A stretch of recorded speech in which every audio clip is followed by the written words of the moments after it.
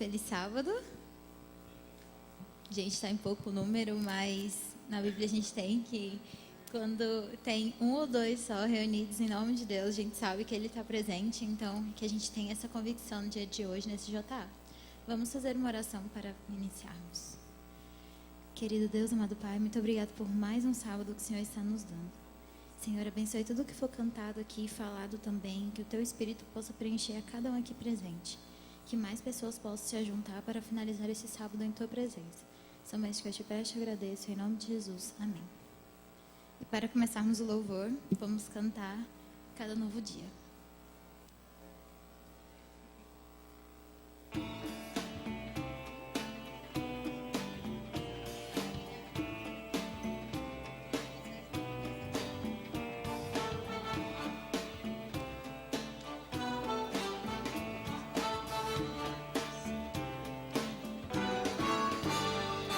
É tão bom acordar e sentir o calor. Como é bom levantar, ter na voz um louvor. É tão bom perceber que o sol já brilhou. Sou feliz com Jesus, minha vida mudou. Deus ama cantar, Ele ama compor. Cada nota, um som, todas têm seu valor. No compasso da fé só existe canção, se Jesus estiver dentro do coração. Cada novo dia, cada nova manhã, com minha vida vou louvar ao Senhor. Cada novo dia, sinto seu amor, autor da existência, poeta da história, Ele é meu Criador. A pausa é um espaço na ausência de som. Se sua voz silencia, não perca o tom. A canção de sua vida não é sem valor. Tenha fé no Maestro, erga a voz em louvor. Seja falta harmonia na canção do viver. O autor de sua vida quer reger o seu ser. E nas horas de dor não precisa chorar. É Jesus quem nos guia, é só confiar. Cada novo dia, cada nova manhã, com minha vida vou louvar ao Senhor. Cada novo dia, sinto seu amor, o autor da existência, poeta da história, Ele é meu Criador. O autor da existência, poeta da história, Ele é meu Criador. Ele é meu Criador.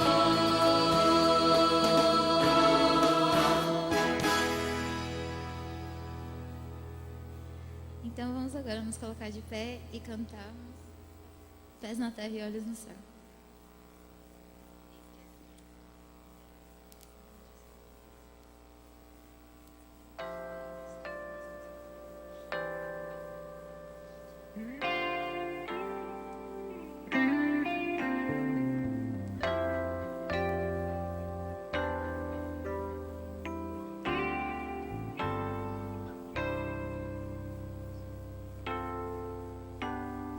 Nós almejamos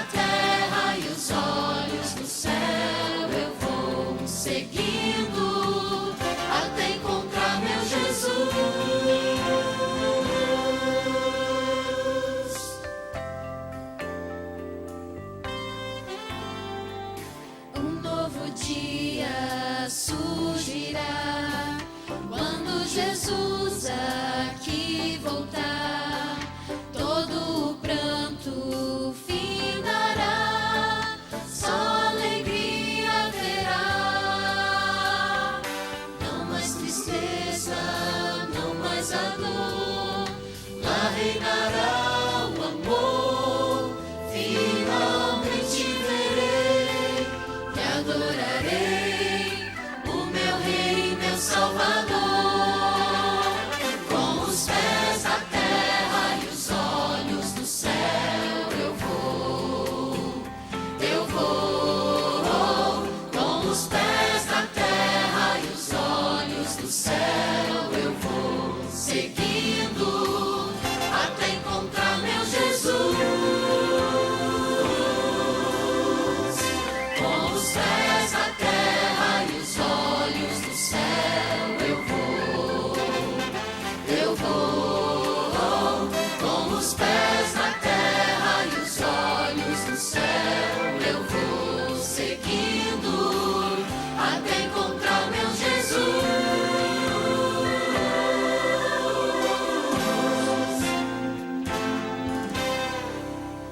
Amém. Vamos falar com o nosso Deus? Querido Pai, graças te damos, Senhor, por mais um dia de vida, de saúde, Senhor, pelo teu santo sábado.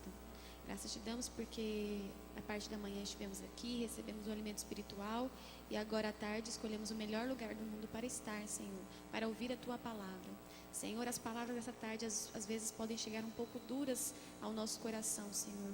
Às vezes podemos não estar querendo ouvir esta mensagem o medo, Senhor, de não estarmos preparados, mas que o Senhor possa estar abrindo os nossos corações, as nossas mentes, para que possamos entender a necessidade, Senhor, de compreendermos essas obras que estão acontecendo agora para o tempo do fim. Esteja conosco nesse restante de sábado, nos dê uma semana feliz na tua companhia, é o que te pedimos e agradecemos por Jesus. Amém. Amém. Boa tarde. Feliz sábado ainda, né, para todos, quase uma feliz semana. Que bom que você veio, que bom que você escolheu estar aqui no nosso JA. Estamos em poucos, né? Mas felizes porque vocês estão aqui conosco hoje para aprender um pouquinho mais. Semana passada o tema foi sacudidura. Aprendemos um pouquinho mais sobre esse tema. Eu mesmo tinha algumas dúvidas e não entendi algumas coisas, mas ficou bem claro. Eu acredito até que o Valdir vai pegar um pouquinho, né, Valdir, da semana passada para dar uma lembrada. E hoje o assunto é de tão importância quanto o da semana passada, né? Que é o decreto dominical. São muitas dúvidas que nós precisamos tirar e muitas coisas que nós precisamos entender, porque nós estamos realmente nos tempos do fim, né? Essa semana aconteceram algumas coisas aí que talvez o Valdir também vá citar, né, Valdir? Algumas coisas assim bem emblemáticas aí, eu acho que ele vai falar aqui pra gente também, para dar uma clareada. Então, que bom que você veio para aprender mais um pouquinho sobre isso. Nesse momento, eu gostaria de chamar a Inaraí para ela louvar o nome do nosso Deus através de uma mensagem musical.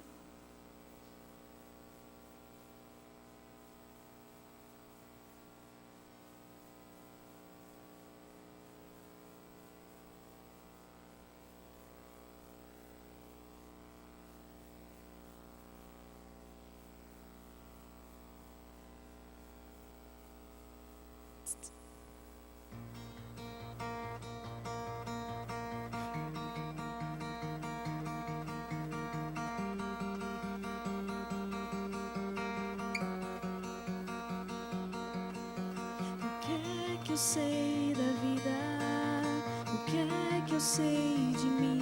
Se tudo que eu tenho cabe em um desenho. Quem foi que fez o tempo? Quem disse brilha sol? Quem pôs o infinito num coração tão pequeno?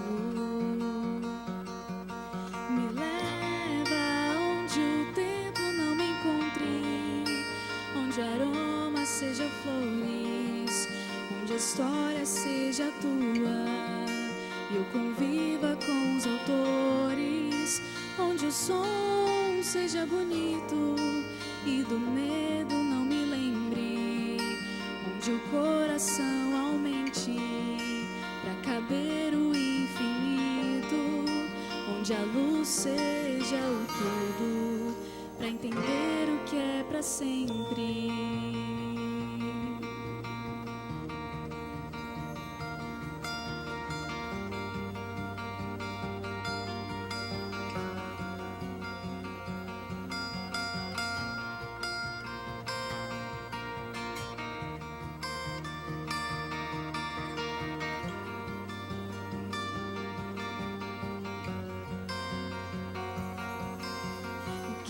que eu sei da vida?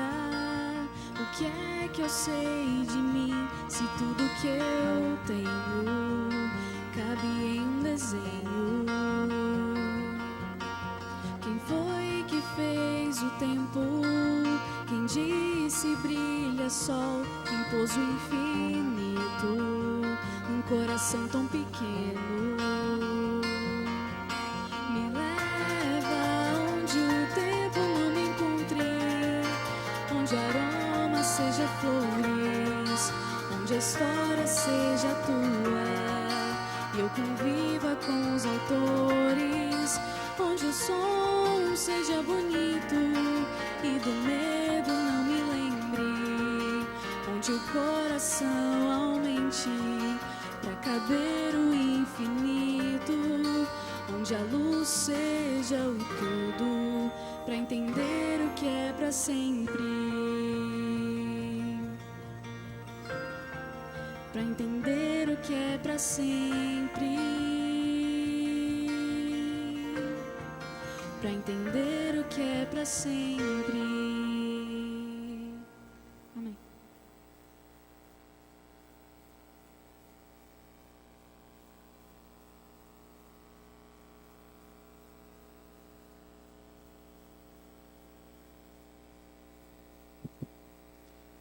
Maranata, o Senhor logo vem.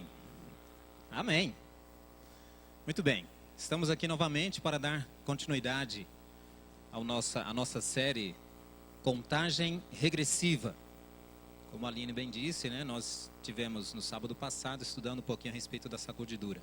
Só um pouquinho mesmo, porque o tempo não dá para a gente aprofundar, obviamente, assim como vai ser hoje, né? Só umas pinceladas. Na verdade, o que a gente faz aqui, meus queridos irmãos, é estimulá-los a investigarem mais profundamente a Bíblia, né?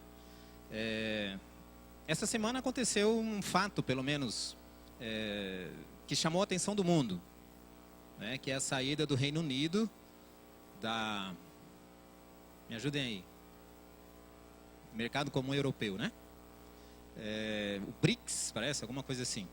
Essa saída tem causado um certo dissabor, vamos falar assim, no meio, no mercado financeiro, no mercado econômico mundial aí. Mas para os estudantes de profecia tem chamado a atenção essa questão do cumprimento da profecia que a gente está vendo dos nossos dias, tudo. Essa saída do Reino Unido, irmãos, ela está muito relacionada com a questão de Daniel, capítulo 2, com o sonho de Nabucodonosor, né, aquela estátua, e os pés, né, chegando lá no finalzinho, os pés de ferro misturado com barro, não é? E a profecia diz que no dia destes reis, ou no dia da Europa, né, de Roma dividida, das nações da moderna Europa, é que Jesus Cristo voltaria. É interessante, tem uma relação, a profecia com o que está acontecendo, mas eu diria, meus queridos irmãos, que além dessa profecia de Daniel capítulo 2, a gente precisaria também estudar Apocalipse 17. Porque a gente precisa entender bem o contexto dessas 10 nações existentes e o retorno de Jesus Cristo nessa época. Não há sombra de dúvidas que estamos vivendo dias solenes, momentos solenes na história da humanidade e na história do cumprimento das profecias. Algumas estão se cumprindo aí diante de nós e a gente precisa estar realmente atentos a isso. Mas é importante que a gente estude um pouco mais profundamente e faça essa relação, né? Daniel capítulo 2 com Apocalipse 17, para a gente entender bem mais profundamente o que está acontecendo. Como não é o objetivo do nosso estudo hoje, né, eu só deixo o comentário, certo? E aí os irmãos se encarregam de dar uma investigada depois. Muito bem. Breve recapitulação do que a gente viu na semana passada. Nós estudamos a semana passada a respeito da sacudidura, certo? Certo, irmãos? Certo. Alguns pontos que nós vimos a semana passada. Primeiro, em relação ao remanescente. O que é que caracteriza, de modo inequívoco, o remanescente? Ao longo da história, não somente o remanescente dos tempos modernos, né? O que é que realmente singulariza, identifica o remanescente ao longo da história? Vou dar duas opções para vocês. O pecado que ele evita ou as verdades que ele possui? Verdades que ele possui. A gente vê na história, né, sempre o remanescente foi formado por homens, né, por homens e mulheres pecadores, que cometiam deslizes, pecados, eram repreendidos por Deus e assim por diante, mas nem por isso deixou de ser o remanescente, tá? Ao longo aí da história, a não ser ali nos momentos em que houve essa mudança, né? essa transferência de missão, vamos falar assim. Por quê? Como nós vimos sábado passado, há um padrão ao longo da história em relação ao remanescente. O padrão é chamado, apostasia, queda e... Quem lembra? Novo chamado, tá? Esse é o padrão que vem se repetindo ao longo da história. Só que esse padrão precisa ser interrompido. Em algum momento esse padrão precisa ser interrompido, porque senão o ciclo continua indefinidamente, a missão não é cumprida, Jesus Cristo não volta e a gente fica aqui, tá? Outra coisa que a gente viu, precisamos separar o que é realidade em relação à salvação e realidade em relação à missão. Quando a gente fala aqui, né, das características, remanescentes, essas coisas todas, irmãos, nós estamos falando de missão, não de salvação, tá? Para salvação, Deus não faz acepção de pessoas. Todo aquele que nele crê será salvo, tá? Mas em relação à missão, nós precisamos entender que Deus exerce a sua soberania.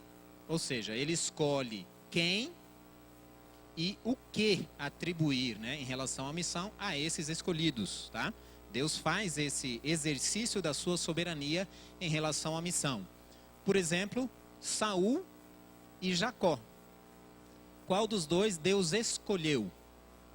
Jacó. Para salvar? Não. Para uma missão. Tanto Saul quanto Jacó eram candidatos à salvação de forma igual, tá? Tinham as mesmas oportunidades. Deus ofereceu a eles e a todos, né, na história, as mesmas oportunidades e a mesma condição de salvação. Um exemplo recente, o chamado de Ellen White.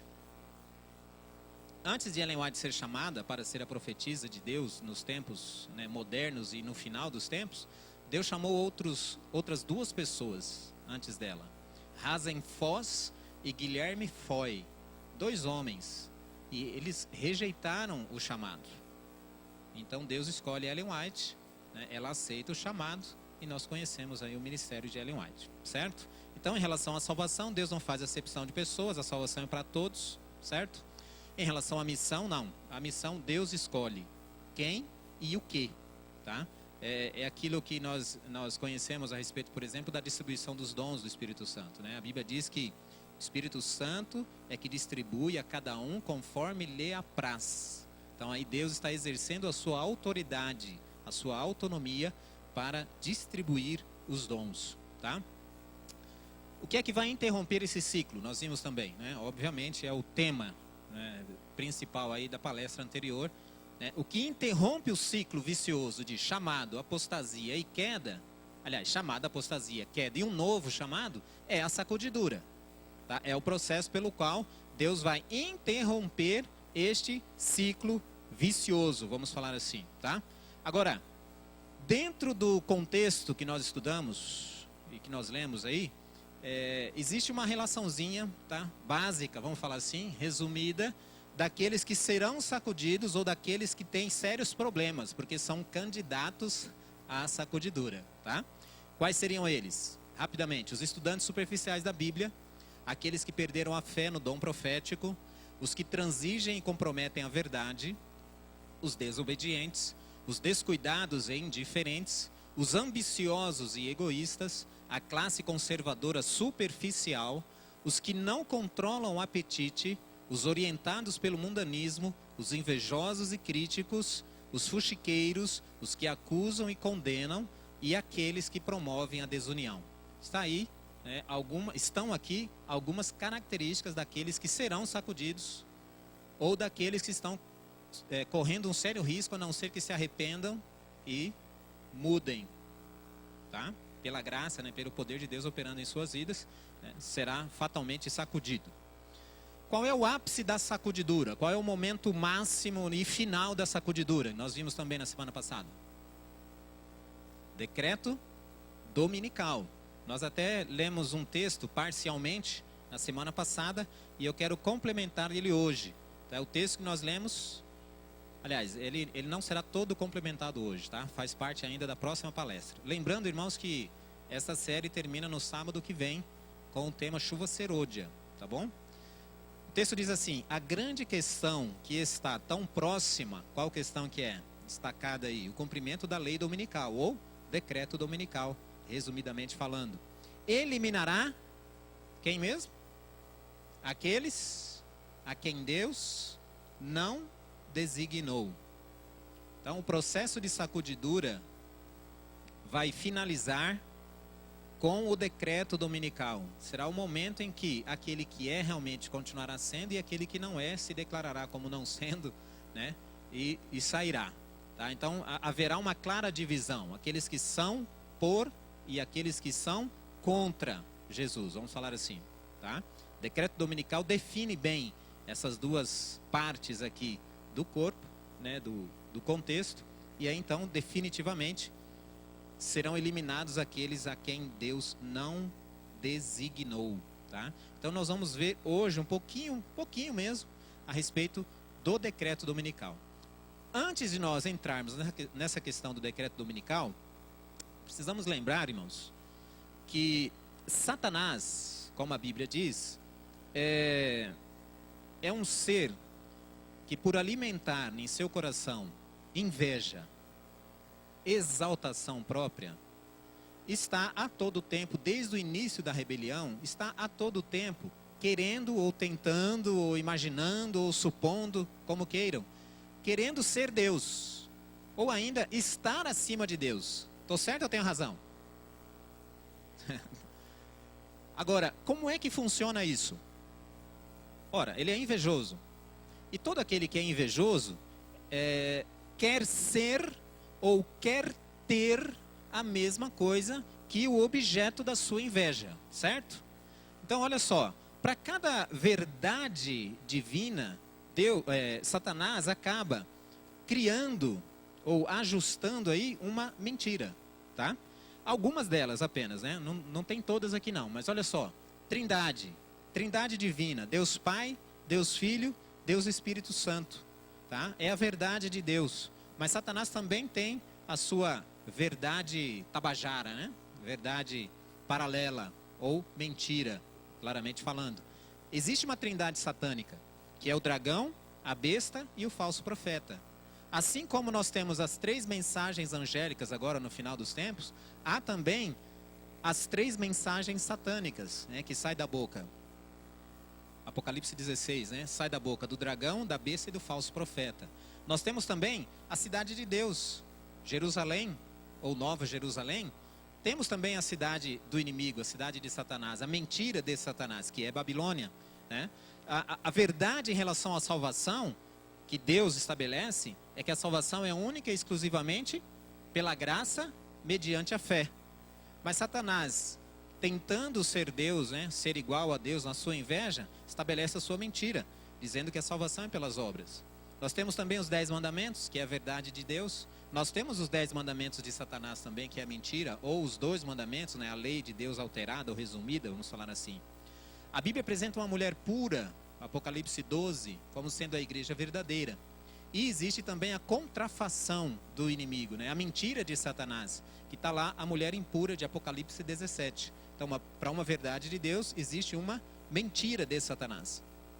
E finalmente nós temos também o selo de Deus, tá? Que a Bíblia apresenta lá em Apocalipse, capítulo 7. Mas também nós temos a marca da besta, ou o selo, ou o sinal da besta. Tá? Que a gente vê também lá no Apocalipse 13. Então observem que existe aqui um modus operandi do inimigo. Para cada verdade de Deus, ele estabelece ou procura estabelecer uma mentira, uma contrafação. Tá? Então esse é também um padrão no comportamento de Satanás na sua batalha contra Deus. Tá? Diante desse fato, irmãos, esclarecendo bem isso daqui, nós conseguimos entender um pouco melhor em relação a essa questão aqui. O que é o selo de Deus e o que é a marca da besta. Por que é importante a gente entender isso daqui de modo claro? Porque existe muita confusão no meio, né, nas interpretações. Existe, inclusive, uma certa dificuldade de compreender mais profundamente esse assunto, mesmo no nosso meio. Tá? Por incrível que pareça, existe. Tá? Então, como é que nós vamos conseguir identificar qual é a marca da besta? Nós precisamos primeiro saber qual é o selo de Deus. Tá? Vamos dizer assim, que a marca da besta é o fim e o selo de Deus é o começo. Para nós entendermos o que acontece no fim, é necessário que nós entendamos o que acontece no começo. É a mesma coisa quando nós tratamos a respeito da situação do homem na morte. Se alguém de repente chega para você e pergunta e fala assim, olha, eu não entendo, eu não sei, queria saber melhor o que é que acontece no homem depois que ele morre, com o homem depois que ele morre. Para que essa pessoa consiga entender bem claramente o que acontece nessa situação, ele precisa entender o que acontece com o homem na criação, ou o que aconteceu, né? Como é que funciona a criação, como é que funciona o princípio, para que ele possa entender claramente o que acontece no final, tá? Muito bem, o que é o selo de Deus, irmãos? É o sábado, é um dia, tá? Não vou entrar muito em detalhes em relação a essa questão aí, selo, característica, tudo, porque é objeto de outro estudo, que a gente de repente pode fazer futuramente. Mas existe um texto bíblico, Êxodo 31:3, que diz assim, certamente guardareis os meus sábados, porquanto isto é um sinal entre mim e vós, nas vossas gerações, para que saibais que eu sou o Senhor que vos santifica. Rapidamente. Obviamente a Bíblia, de modo muito claro, diz que o sábado é o sinal de Deus, é o selo de Deus, tá? Biblicamente falando é isso, é o sábado, é um dia. Agora, qual o objetivo desse selo? Tá? Finalzinho do texto diz o quê? Para que saibais que eu sou o Senhor que vos santifica. Qual é o contexto desta relação? Sábado, santificação, Deus, né? O salvo. Irmãos, onde ocorre a santificação em nós? Na sola do pé, na batata da perna, no cotovelo, na garganta, nos olhos, no pulmão, no coração ou no cérebro, na consciência? Tá muito fácil, né? Essa provinha tá tranquila demais. Todo o processo ocorre a nível consciente. É na mente que Deus processa a santificação em nós. Ele vai transformando aqui as nossas ideias, os nossos pensamentos, através da atuação da sua graça, do seu poder, né? A Bíblia, inclusive, em Romanos diz assim, não vos conformeis com este mundo, mas transformai-vos pelo quê? Pela renovação da vossa mente, certo? Então, todo o processo de santificação, meus queridos irmãos, ocorre a nível consciente, não é nem inconsciente, tá? É uma coisa clara, tá? É um trabalho direto, é um trabalho, assim, com a nossa autorização, vamos falar assim. Nós não somos enganados, não há mensagens subliminares no trabalho de Deus em relação à santificação. Então é uma coisa que ocorre a nível consciente. Isso precisa ser fixado aqui no nosso entendimento. Lembram-se que Satanás, por ser invejoso, ele está sempre copiando aquilo que Deus faz, certo? Certo, irmãos? Muito bem. Se o selo de Deus, que identifica o Deus que santifica, é um dia, o sábado, a contrafação, o engano ou a mentira de Satanás em relação a este selo pode ser um chip? Pode ser um cartão de crédito? Um código de barras? Uma tatuagem? Pode ou não pode? Não pode. Por quê? Olha o padrão, tá? Olha o padrão. Satanás vai copiar aquilo que já existe. Alguém já pegou na mão a nota falsa de R$3? Já pegou uma de 50? Teve a triste sorte, vamos falar assim, né? Mas ninguém pegou ainda uma nota falsa de R$3, irmãos. Por quê? Por que não existe uma nota falsa de R$3? Porque não existe a verdadeira. Casa da Moeda não fabrica R$3. Fabrica 2, 1, 5, tá? Então, mesmo que alguém produza uma nota de R$3, ela jamais será falsa, porque não existe a verdadeira. Ninguém falsifica aquilo que não existe. Satanás também vai obedecer a esse princípio, quer queira ou não, tá? Ele não pode criar como a marca da besta um chip, um cartão de crédito. Por quê? Porque não existe um chip ou um cartão de crédito como o selo de Deus ou o sinal de Deus. Se o sinal de Deus é um dia ou domingo, Satanás obviamente vai falsificar, vai criar um dia falso também como o seu selo, o seu sinal, né? Tá ali, ó, correndo paralelamente ao verdadeiro, tá? Esse é o princípio que nós precisamos entender. A marca ou o selo de Deus é colocado na fronte. Por que é colocado só na fronte e não na mão direita? Eu acabei de dizer aqui, a santificação ocorre a nível consciente, a nível mental, né? No cérebro, tá? E nós entendemos, aceitamos de forma livre, né? Livremente a verdade a respeito do sábado e passamos a obedecer a Deus, não por pressão ou opressão, e sim conscientemente, de livre e espontânea decisão. Usamos o nosso livre-arbítrio para isso, tá? Com Satanás vai funcionar diferente, tá? A gente vai ver. Diga, meu irmão, você estava assim, tá? Posso continuar? O que acontece agora com o sinal da besta? Ela é colocada sobre a mão direita ou sobre a testa. Então, há um adicional aqui, tá? Então, como é que funciona? A marca da besta, ela é colocada, ou as pessoas, né, se submeterão à marca da besta, ou por conveniência, ou por convicção, tá? Algumas pessoas vão entender assim, não, realmente esse dia é realmente para ser santificado. É o dia que a lei estabelece, eu aceito, eu entendo e vou fazer. Conscientemente, ele aceita, colocado na testa. Algumas pessoas aceitarão por conveniência, resultado de pressão ou opressão, medo, alguma coisa assim, sabe? Medo de ser mandado embora do serviço, medo de ser preso, algumas coisas assim, sabe? Então aí, ou por convicção ou por conveniência. Convicção, mente. Conveniência, mão direita. Por isso que a marca da besta é colocada dessas duas formas, tá? De Deus não. De Deus não existe conveniência, pressão ou opressão. Deus não obriga, não oprime, não força ninguém. Ele apresenta a verdade e aconselha que você escolha obedecer, tá certo? Muito bem. A gente está falando aqui de marca da besta. Marca da besta. Essa marca é de qual besta? Apocalipse 3 apresenta duas bestas. A que sobe do mar e a que sobe da terra. Tá? Quando a gente fala marca da besta, nós estamos falando de qual besta aqui? A besta que sobe do mar. Quem vai impor essa marca é a besta que sobe da terra. Mas a marca não é dela, da besta que sobe da terra. A marca é da besta que sobe do mar, tá? Que fique bem claro aqui, tá? A besta da terra, na verdade, vai ser um instrumento utilizado pela besta do mar, que sobe do mar, para impor a sua marca, né? O seu sinal aqui, tá certo? Muito bem. Quem é a besta que sobe do mar? É o poder papal, tá? Não a Europa. A Europa, ela está dentro de um outro contexto aí, tá? Mas especificamente falando, tá? A besta que sobe do mar é o Vaticano, é o poder da Igreja Católica Apostólica Romana, tendo como seu representante maior o seu cabeça o Papa. A besta não é o Papa. A gente sempre lembra disso aqui, né?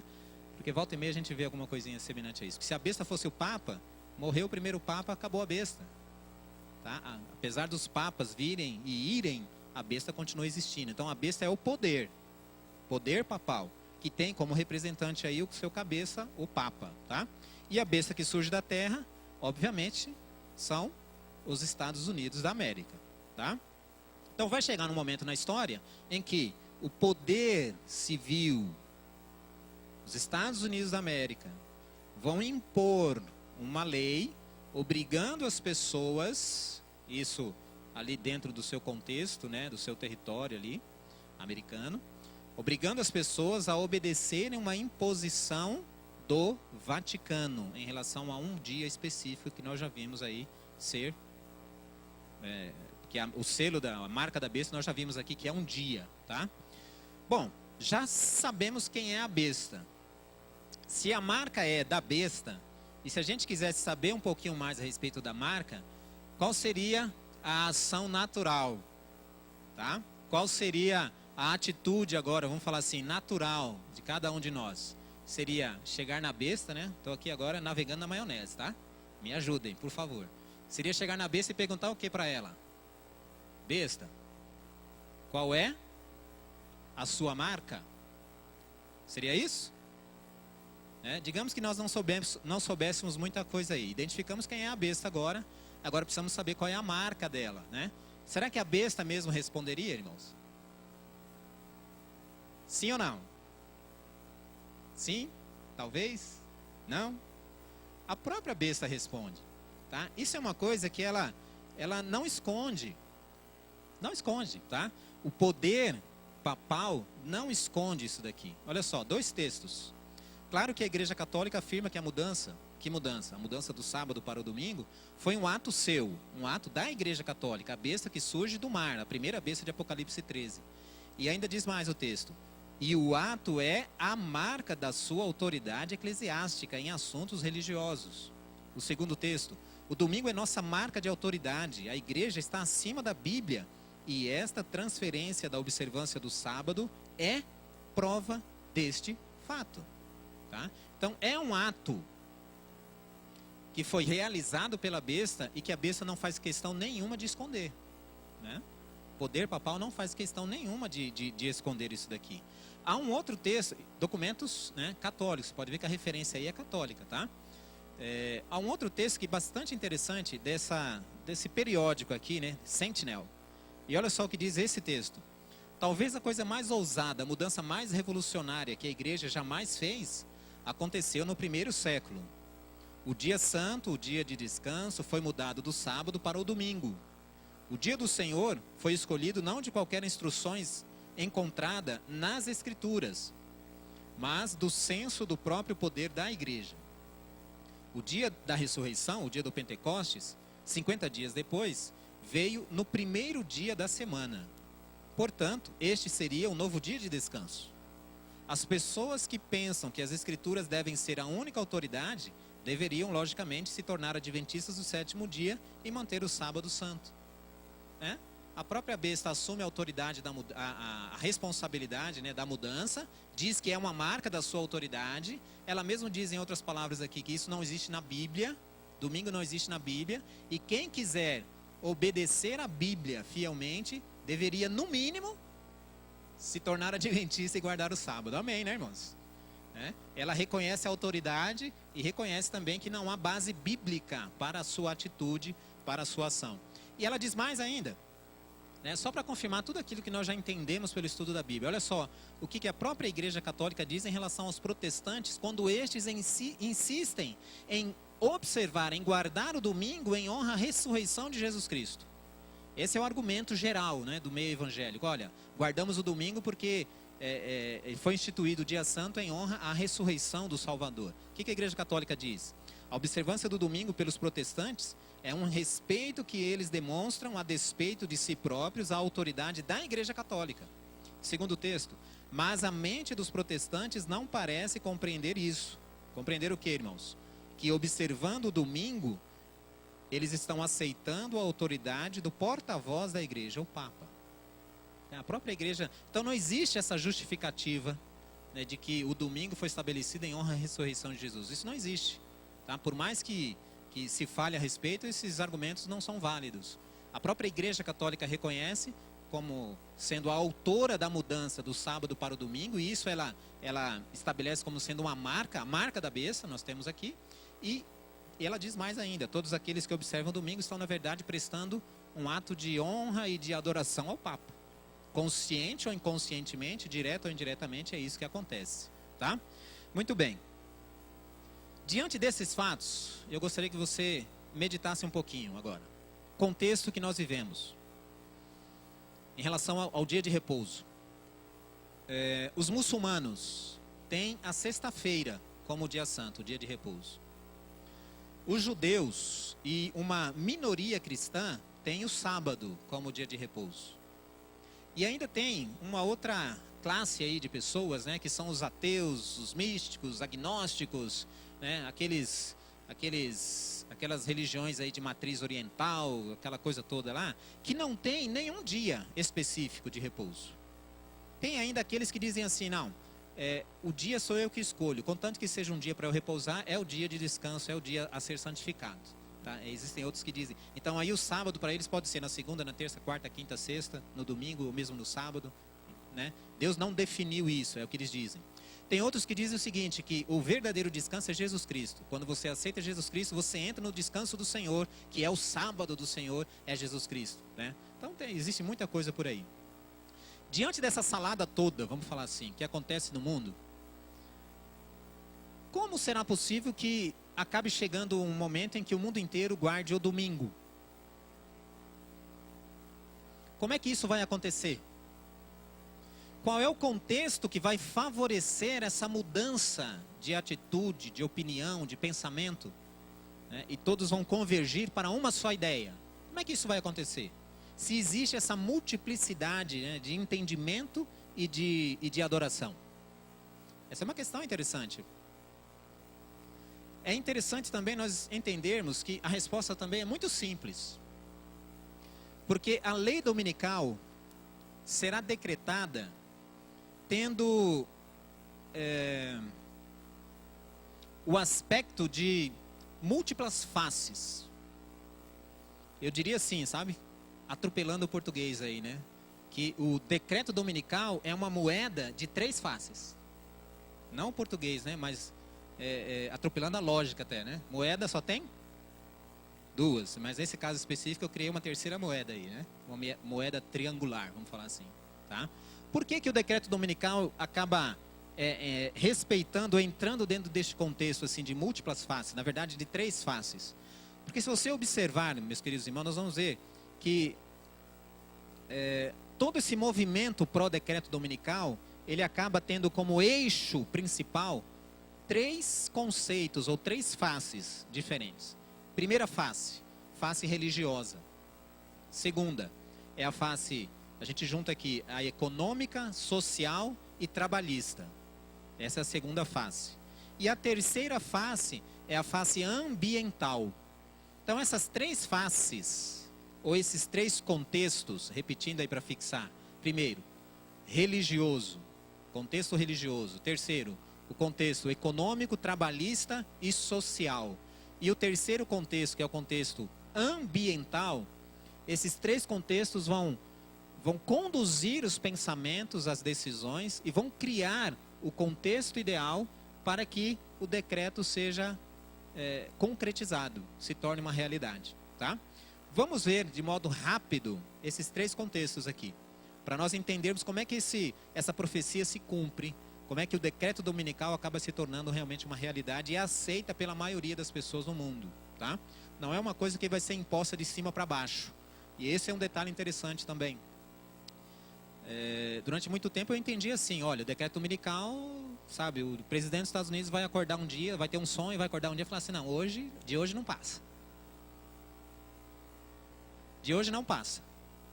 Vou fazer um decreto especial, vou marcar a história, e aí faz o decreto dominical. Não é assim que vai funcionar, tá? A coisa é invertida, é justamente o contrário, tá? Então, primeira face, a face religiosa. Como é que está funcionando no mundo hoje em dia, irmãos? É algo muito óbvio. A gente vê esse movimento, esse trabalho, principalmente do Papa Francisco, tem alcançado, né, êxito na promoção do ecumenismo.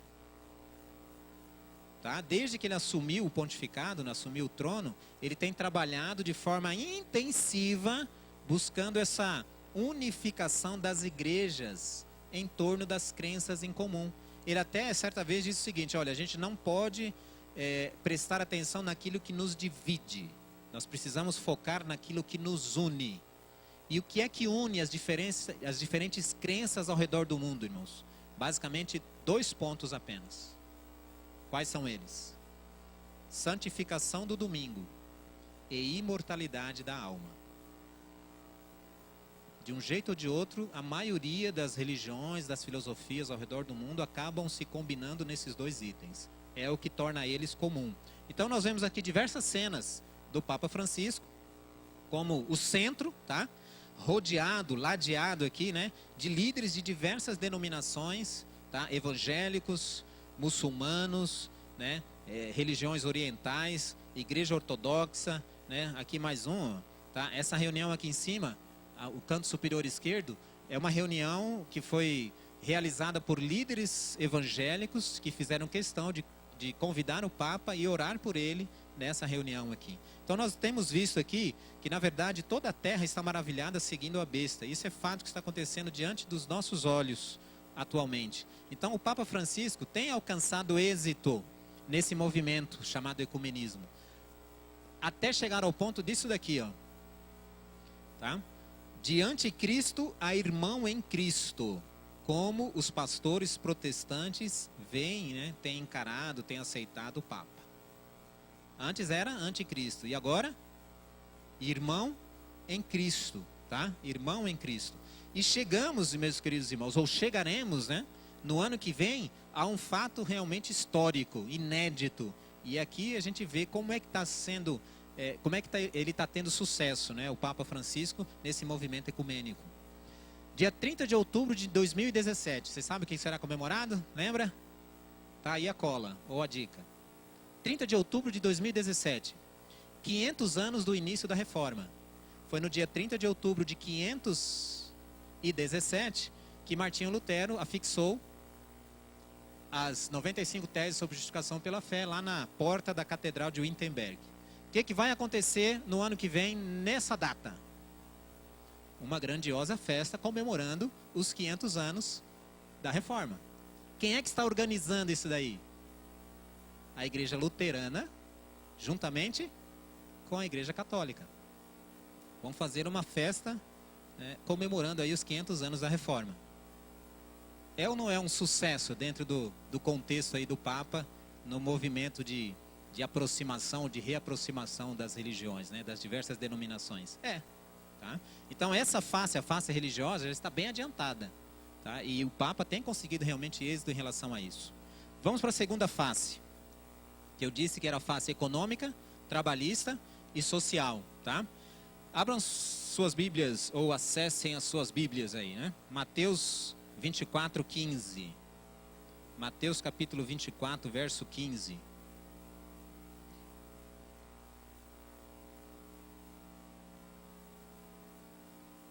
Jesus Cristo, respondendo à pergunta dos discípulos, falando a respeito dos sinais da destruição de Jerusalém e também da consumação dos séculos, né, da destruição aí do mundo, no verso 15, iniciando aí a sua relação de sinais que identificariam a destruição de Jerusalém, disse assim: quando, pois, virdes o abominável da desolação de que falou o profeta Daniel no lugar santo, quem lê, entenda. Em outras traduções diz assim: quem lê, atenda. Tá? Jesus Cristo mencionou aqui um sinal, a abominação da desolação. Fica meio estranho, né? Assim, o que é isso? O que Jesus Cristo quis dizer com isso daí? Se a gente for lá em Lucas, não precisa ler agora, mas é Lucas 21, 20.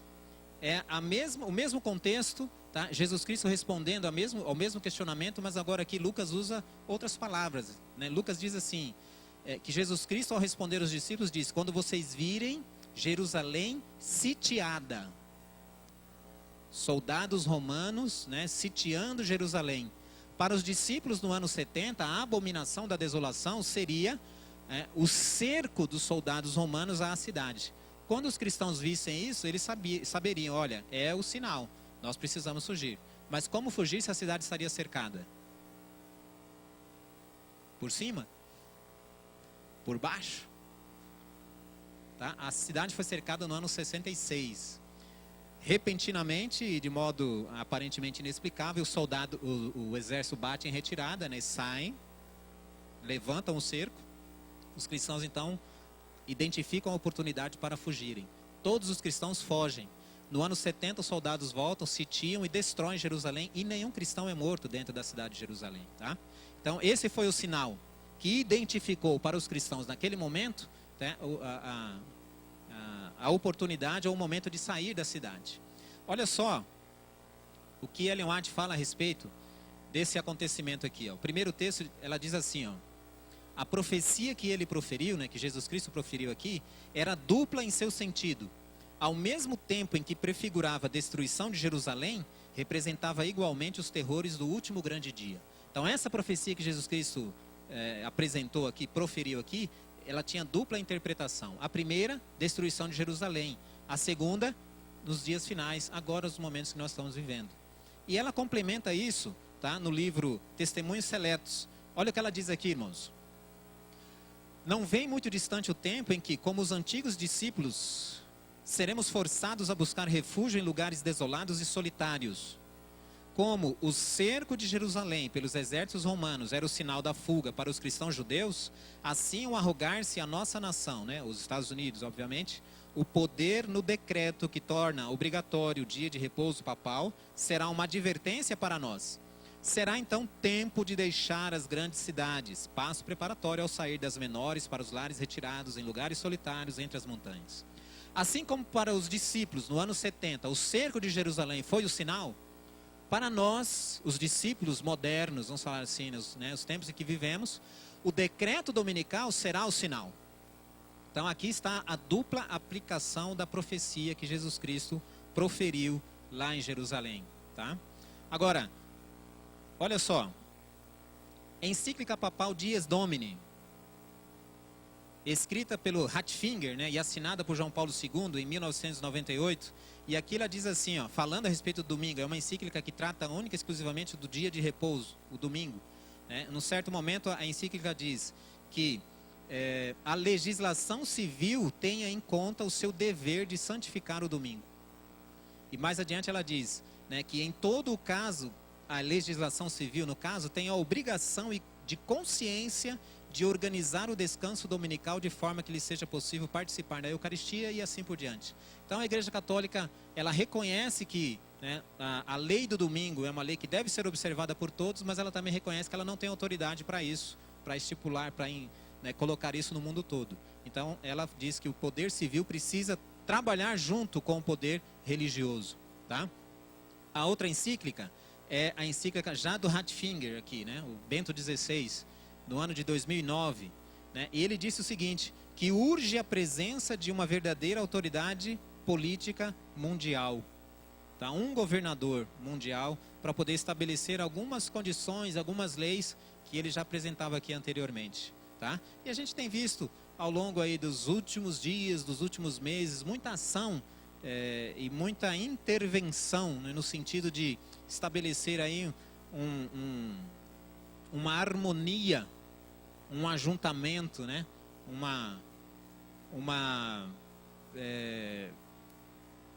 Como eu diria?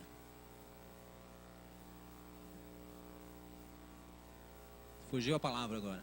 Acho que a hora que eu sair lá fora na rampa eu acho ela, né? Mas todo esse movimento, né, de unificação, né, dos pensamentos e das ações. E a gente viu em setembro o Papa Francisco, de uma maneira inédita, nunca aconteceu na história, né, como diz lá o nosso personagem bastante conhecido aqui no Brasil, né, nunca na história, Papa Francisco discursa lá no Congresso norte-americano. Tá? É como que, na verdade, como diz o texto aqui, né, a besta que sobe da terra, os Estados Unidos da América, desce a sua autoridade para a besta que sobe do mar, que é o Vaticano. Isso a gente viu acontecer agora, recentemente. Tá? Ainda, dentro desse contexto, irmãos, olha só como é que se apresenta aí. Teve uma reunião de senadores nos Estados Unidos e estavam discutindo a questão do desarmamento. Num determinado momento, essa senadora aqui, a senadora do estado do Arizona, disse que para se resolver o problema da violência nos Estados Unidos não era desarmar ou armar a população. E na verdade seria o quê? Obrigar a população, obrigar as pessoas a frequentarem a igreja. Foi isso que ela disse. Olha, a solução para o problema é nós tornar obrigatória a frequência à igreja. Isso é que vai resolver o problema da violência. Não é desarmar ou armar a população. Né? Outra coisa que está acontecendo também. Hillary Clinton é a candidata assim, mais provável a se tornar presidente dos Estados Unidos no ano que vem. Né? Ela disse certa vez que Os códigos culturais profundamente enraizados, as crenças religiosas, as fobias estruturais precisam mudar. Os governos devem empregar seus recursos coercitivos para redefinir os dogmas religiosos tradicionais. Tá? Essa é a ideia. Esse é o contexto que nós estamos vivendo agora, somente ali na América do Norte. Tá? Outra coisa interessante de nós observarmos, como é que está funcionando, como é que está existindo ali a Suprema Corte Americana. Tá? Também é fato inédito na história, nós temos uma Suprema Corte Americana num país protestante, sem nenhum membro protestante. Você pode ver aí, são 5 católicos e 4 judeus. A Suprema Corte Americana é responsável pelas leis, né, por aprovar as leis de caráter nacional. E ela fez isso recentemente, né, estabelecendo uma lei, a lei do casamento homoafetivo em todos os Estados Unidos da América. Tá? Eles já estabeleceram isso. E olha só que coisa interessante, irmãos. Falando a respeito dessas duas instituições, Ellen White, inspirada por Deus, diz assim, ó: ele lhes chamou a atenção para os abençoados dias do Éden, quando Deus declarou tudo muito bom. Então tiveram origem o casamento e o sábado, instituições gêmeas para a glória de Deus no benefício da humanidade.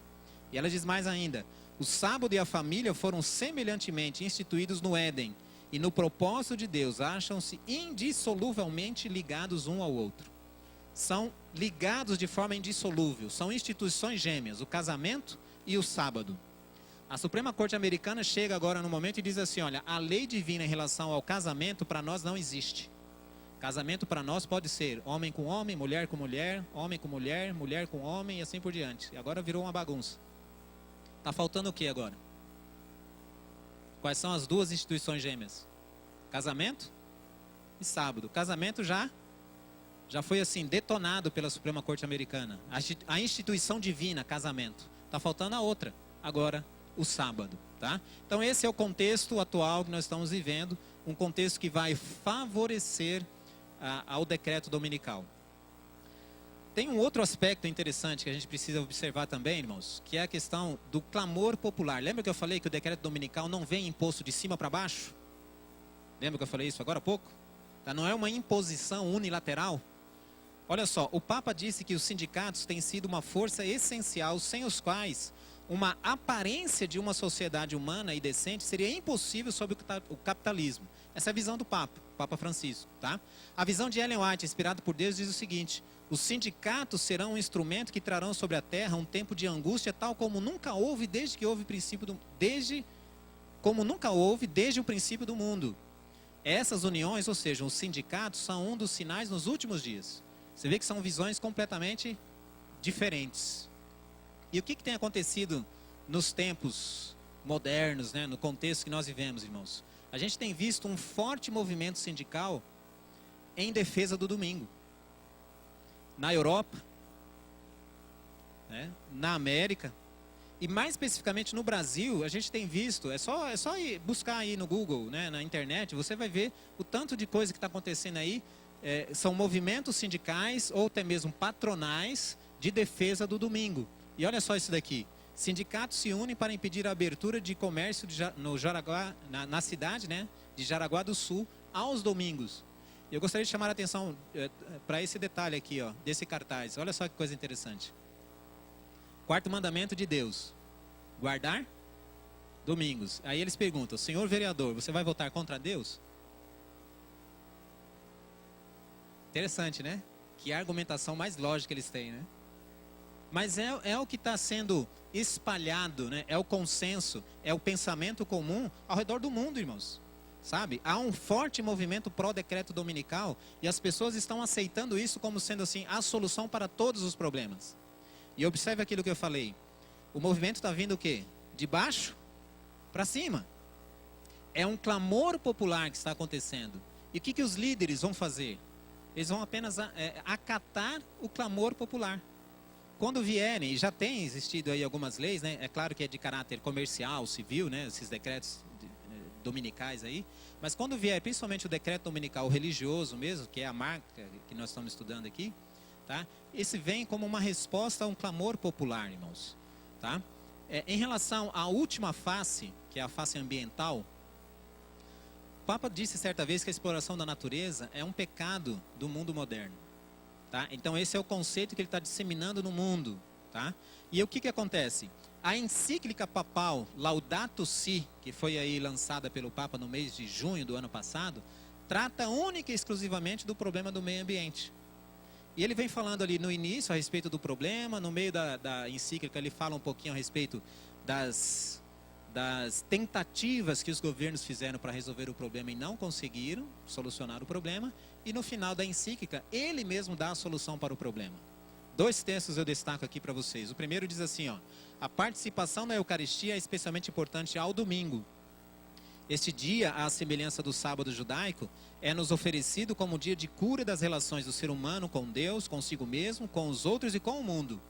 E no finalzinho ele diz assim: assim o dia de descanso, cujo centro é a Eucaristia, para quem não sabe ou não se lembra, Eucaristia é missa, difunde a sua luz sobre a semana inteira e encoraja-nos a assumir o cuidado da natureza e dos pobres. Então, apresentado o problema, né, apresenta-se também a solução. A única solução para o problema aqui, especificamente do meio ambiente, é um dia onde o mundo inteiro vai parar, né, e vai dar um descanso, vamos falar assim, para a natureza, para o meio ambiente, para a terra. Tá? Então vejam vocês, meus queridos irmãos, que todo esse contexto está assim, sendo armado, preparado, para que essa imposição ou esse decreto venha, né, e seja aceito de forma assim bem, sabe, bem tranquila, vamos falar assim, tá? Pela maioria. E aqueles que não aceitarem tranquilamente, será imposta a eles, né? Aí vem aquela questão da conveniência que nós falamos no começo. É interessante nós notarmos, ou nós verificarmos aqui, que tudo isso que está acontecendo, principalmente com a natureza, irmãos, é obra do inimigo. Satanás, ele dá essa interpretação aos eventos, né? Quer dizer, ele dá a entender que todo problema com o meio ambiente, a causa disso daí é a ação do ser humano, principalmente na questão da transgressão do domingo. Tá? E aí então ele leva a humanidade a pensar que para aplacar a ira de Deus é preciso o quê? Voltar a obedecer a Deus em toda a sua vontade, em toda a sua lei. E aí vem então o quê? As leis impondo a observância do domingo. Tá? Vou avançar aqui, porque a gente já está encerrando. Mas olha só, o Papa Francisco disse que tem pouco tempo para nós encontrarmos uma solução para o problema do meio ambiente. E Barack Obama, o presidente dos Estados Unidos da América, né, a besta que surge da terra, numa atitude também inédita, reconheceu a sua parcela de culpa no problema do meio ambiente, coisa que nenhum governo anterior tinha feito, o governo dos Estados Unidos. Barack Obama, de forma inédita, fez isso. E ele mesmo disse que não há ameaça maior ao planeta do que a mudança climática. Então, estão todos os pensamentos e todas as atitudes, todos os planos se convergendo para um problema em comum, para uma solução em comum. Qual é a solução? Nós sabemos qual é. Decreto dominical. A imposição de um dia para ser observado, para ser descansado, para ser santificado e coisas assim, tá? Irmãos, Romanos capítulo 13, versos 11 e 12, o mesmo texto que eu encerrei as palestras no sábado passado, né? Nos chama a atenção para o momento em que nós vivemos, para o contexto em que nós vivemos e para a nossa verdadeira atitude diante dos fatos. Deus mesmo nos apela, meus queridos irmãos, nessa tarde, a cada um, de forma individual. E ele diz: e digo a vós outros, que conheceis o tempo. Qual tempo é esse, irmãos?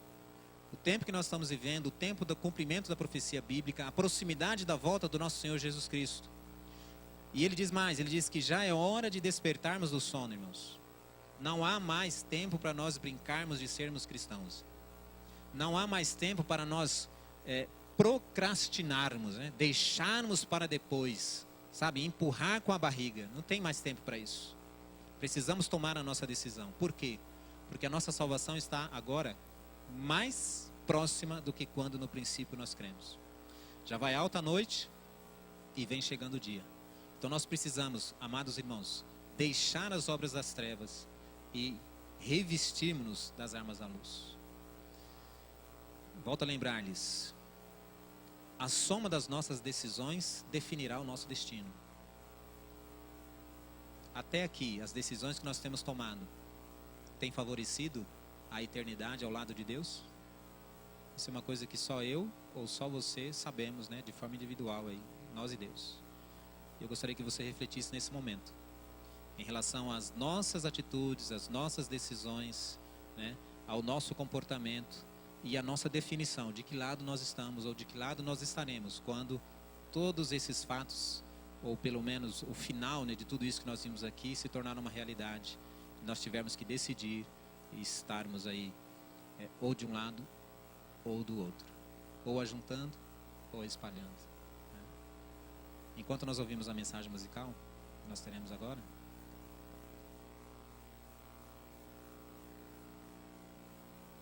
esse é o momento para você refletir um pouquinho e logo em seguida nós oraremos para encerrar.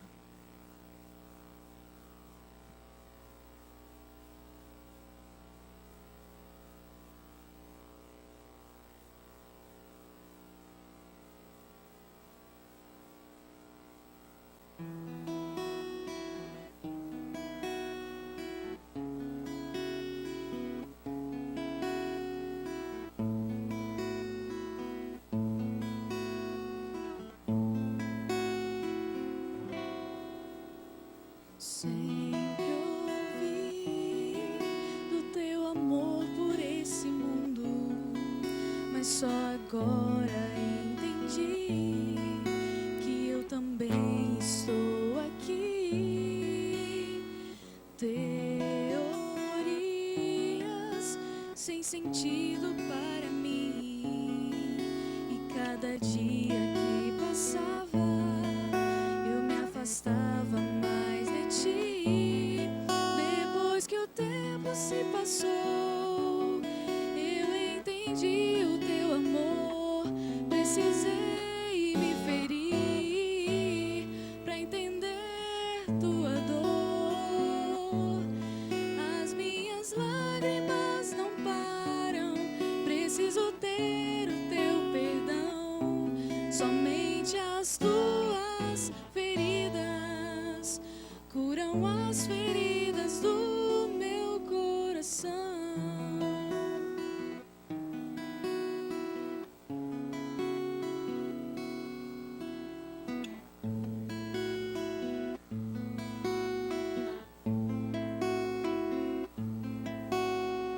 Tanto tempo procurando me esconder do vazio que me cercava, da vaidade que eu cria. O Deus que vive e sustenta a minha vida é o Deus que me perdoa e que sara minhas feridas. Depois que o tempo se passou, eu entendi o teu amor. Precisei me ferir pra entender tua dor. As minhas lágrimas não param, preciso ter o teu perdão. Somente as tuas feridas curam as feridas do meu coração.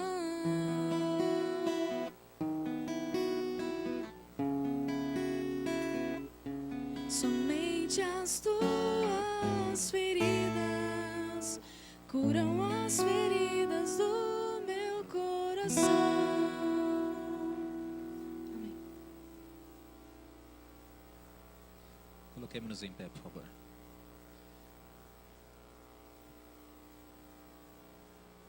Feche os seus olhos, mas não feche o seu coração. Oremos ao Senhor. Obrigado, Pai querido, porque o Senhor não nos deixa ignorantes com relação à Tua vontade e o Teu plano para a nossa vida. Obrigado porque ainda temos a liberdade de juntos estudarmos a Tua Santa Palavra e compreendermos assuntos de fundamental importância para a nossa vida. Obrigado porque nós conseguimos nos encontrar no tempo e no espaço, no tempo profético. Conseguimos identificar o momento solene em que nós estamos vivendo. Sabemos que a volta de Jesus Cristo está muito próxima e nós queremos estar preparados para o encontro com o Senhor Jesus. Por isso, nesse instante, nós rogamos o teu perdão. E rogamos que o Senhor continue a nos a iluminar, a nos dar sabedoria, discernimento e poder, para que possamos compreender a tua santa palavra e praticá-la em nosso dia a dia. Dá-nos uma nova semana de vida, de atividades e de vitórias ao teu lado, né? Abençoada pelo Senhor. Dá-nos uma semana vitoriosa, né, na presença do teu Santo Espírito. Rogamos, humildemente agradecidos, em nome do Senhor Jesus Cristo. Amém, Senhor. Amém.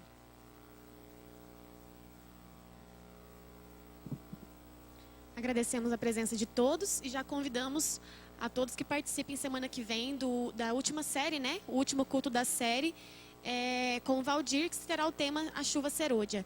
E lembramos também que agora aqui no pátio da igreja vai estar acontecendo a festa, né, do coral, uma social, e eles estão cobrando um valor de R$10, vai ter comidas típicas, vai ter canjica, vai ter pipoca. Então estão todos convidados a participar. Feliz semana a todos.